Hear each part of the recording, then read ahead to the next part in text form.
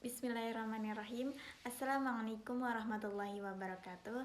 Kami kelompok 3 akhwat beranggotakan Lina Hamidah, Siti Rohimah, dan Sarah Mufidah Aliyah. Di sini kami akan memberikan insight dari buku Public Speaking dan Retorika Dakwah bab 7 dan bab 8, penulis dari Buya Zulhendra. Nah, dari buku ini tuh sangat rekomendasi untuk pemula yang memang ingin belajar public speaking atau ingin menjadi seorang calon dai di masa depan nanti. Karena apa? Karena yang pertama bahasanya sangat mudah dipahami dan mudah dimengerti. Terus yang kedua penjelasannya singkat, jelas dan padat. Di situ juga terdapat contoh-contohnya public speaking yang benar itu seperti apa dan cara mengatasi public speaking yang benar itu seperti apa gitu, dan sebagai seorang dai gitu etika dai itu seperti apa itu dijelaskan secara rinci tapi jelas. Nah, adapun pembahasan pertama dari bab 7 ini yaitu mengenai bahasa tubuh dan ekspresi wajah. Menurut saya, hal ini tuh penting. Yang bisa dipahami dari materi ini adalah bahwa public speaking bukan hanya tentang kata-kata yang kita ucapkan, tetapi juga tentang bagaimana tubuh kita menunjukkan pesan tersebut. Contohnya, ekspresi wajah dengan senyuman, terus ketika bete dengan muka datar, dan kontak mata ketika berbicara. Nah, hal itu tuh dapat membuat audiens merasa lebih dekat dan nyaman dengan pembicara. Misalnya, ketika menyampaikan materi yang serius, ekspresi wajah juga perlu terlihat serius agar sesuai dengan pesan yang disampaikan. Jadi, bahasa tubuh yang baik dapat membuat kita terlihat lebih percaya diri dan membantu audiens lebih mudah memahami pesan apa yang kita sampaikan. Bismillahirrahmanirrahim. Saya Sarah Mufidah Aliyah dengan NIM 12202300048. Di sini saya akan memberikan gitu sedikit insight mengenai buku public speaking dan retorika yang dibuat gitu oleh Buya Zulhendra M.Sos. Nah, tugas ini dibuat untuk memenuhi tugas akhir semester di mata kuliah public speaking.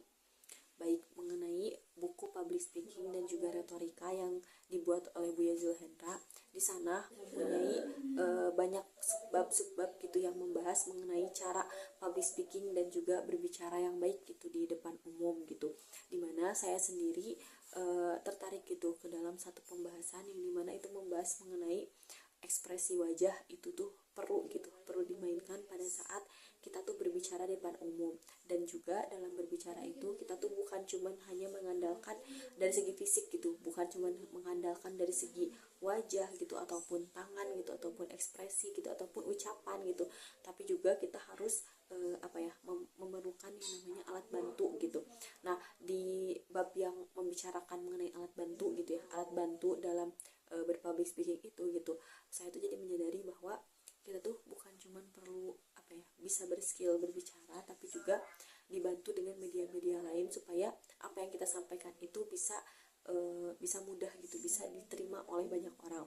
Contohnya gitu, mungkin kita dalam berbicara itu tidak cuman ingin terdengar oleh banyak orang, maka kita itu memerlukan yang namanya mic gitu supaya orang-orang itu tuh memahami mic gitu apa yang kita sampaikan. Dan pada saat kita memegang mic pun ada gitu tata caranya dan sebagainya gitu. Nah, insight ini tuh tidak diberikan gitu di buku-buku lain gitu. Nah, di buku Buya Zulhendra ini itu tuh dibahas tuntas gitu mengenai apa gitu yang bagaimana gitu cara memegang mic gitu kan, terus juga bagaimana memainkan mimik wajah gitu.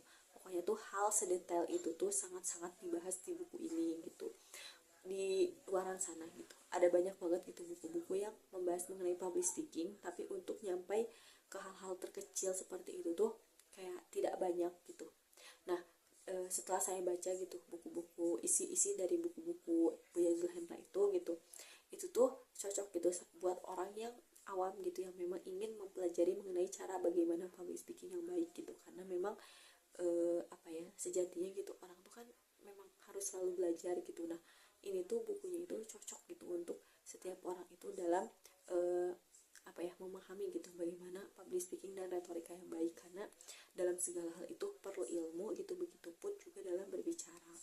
Nah, jadi kalau dari segi kelebihan gitu, memang kelebihannya itu ya dia tuh mudah dipahami gitu oleh orang awam, terus juga sangat sangat mendetail gitu sampai ke hal-hal yang memang mungkin tidak kita sadari gitu, bahwa hal tersebut itu diperlukan di public speaking dan retorika seperti alat bantu gitu ya, seperti media-media yang membantu dalam berkomunikasi seperti mikrofon dan sebagainya gitu.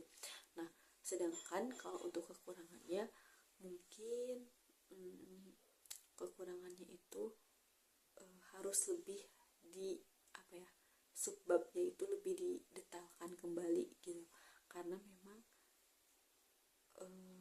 perlu penjelasan lebih lanjut gitu, tapi selebihnya itu tuh udah bagus gitu. Jadi memang itu tuh sangat dicocokkan gitu untuk masyarakat untuk orang-orang gitu yang ingin belajar public speaking seperti itu. Nah, sekian dari saya. Bismillahirrahmanirrahim.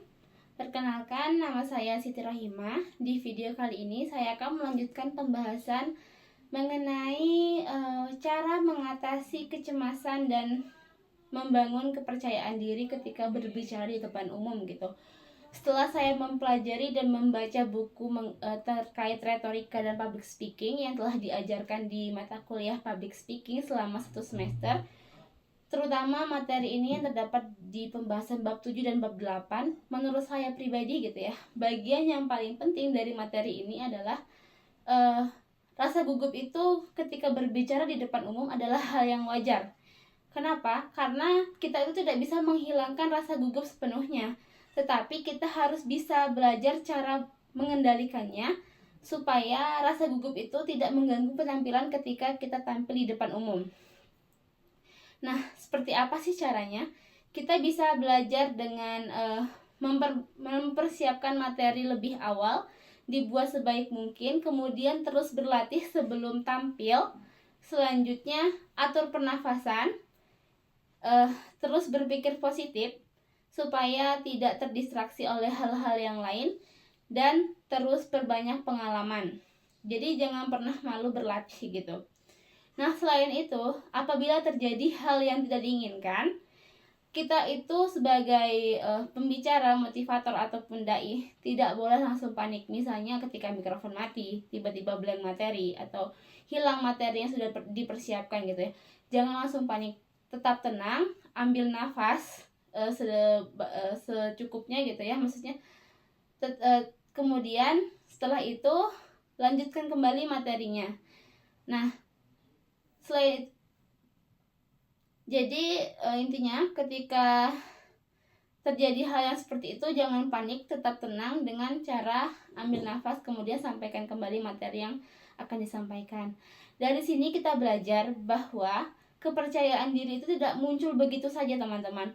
Akan tetapi rasa percaya diri itu muncul karena apa? Karena sering berlatih dan banyaknya pengalaman gitu. Nah, itulah insight atau kesan yang saya dapatkan setelah saya membaca buku terkait retorika, terutama pembahasan bab 7 bab 8 mengenai cara mengatasi mengatasi rasa kecemasan dan membangun kepercayaan diri. Mungkin cukup sekian yang dapat disampaikan. Wassalamualaikum warahmatullahi wabarakatuh.